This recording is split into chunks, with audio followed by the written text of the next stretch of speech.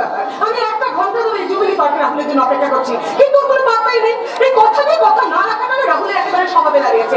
মাঝে মাঝে মনে হচ্ছে আমি কোনো সম্পর্কই রাখবো না, কিন্তু পারি না, কিছুতেই পারি না।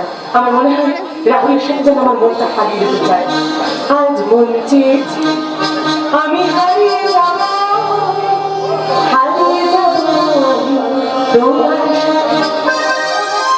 আজ মন চেয়েছে